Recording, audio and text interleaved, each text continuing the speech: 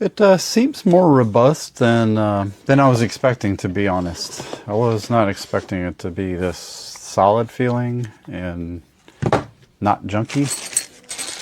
Be careful, don't throw these away. You'll give you an extra set of blades. And I looked and they seem to be listed here and there, this particular configuration. So that bodes well in terms of getting replacements.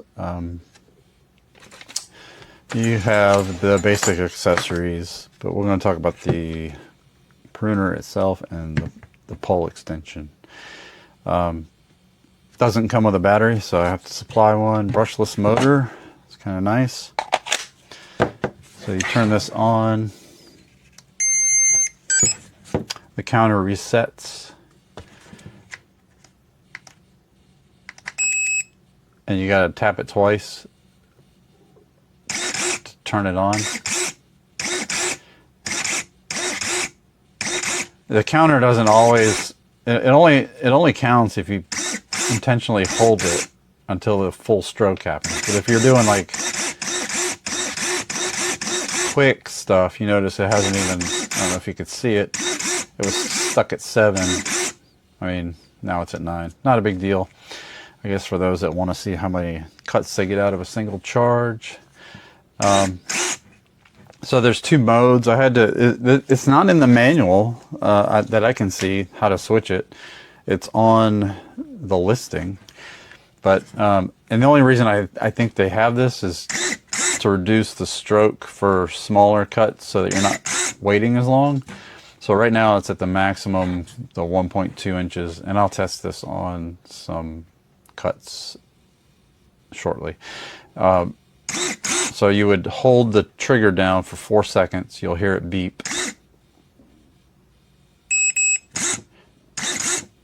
And now you have less space, or it opens less. And I want to switch it back.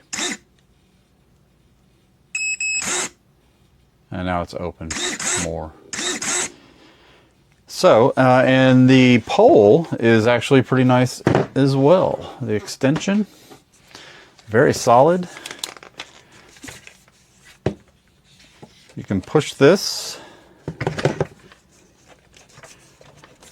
to rotate it. You got 4, doesn't go 360. Let's see. So you have, it basically goes 180 with a stop at 90. That's all you need. And then you can angle this.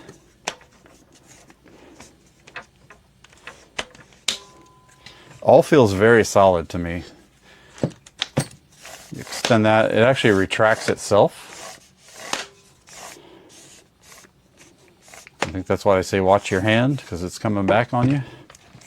Lock it down.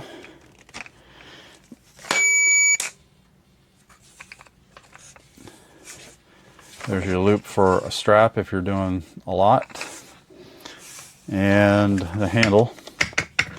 This one has a safety. You can't use it without pulling the safety. And you can't lock it on either. You can't do that. There's a rudimentary lock so that your battery doesn't fall off. But I was able to force the battery off of it. Even with it locked, so that to me is suspect. But let's get a battery on this and get it hooked up. This just goes on like that. Let's put the battery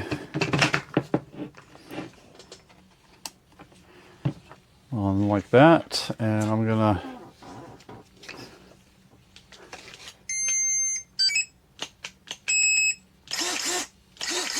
there you go, extended use. Let me go cut something. I'll bring something back to the desk and we'll just see how it works. All right, I've noticed if you leave it sit long enough, you'll hear a long beep, and that basically turns like a safety on. You'll see it's not running, and you gotta hit it again before you can use it. So I got something to try it out on. Obviously this would be easy. All those in one shot. I can hear it struggling on that one. That's about 3/4 of an inch. Here's where their claims get a little iffy. This is about 1 inch, and they're claiming up to 1.2 inches. Maybe they're saying the density of the wood or maybe they're saying you just got to keep hitting it. But there you go.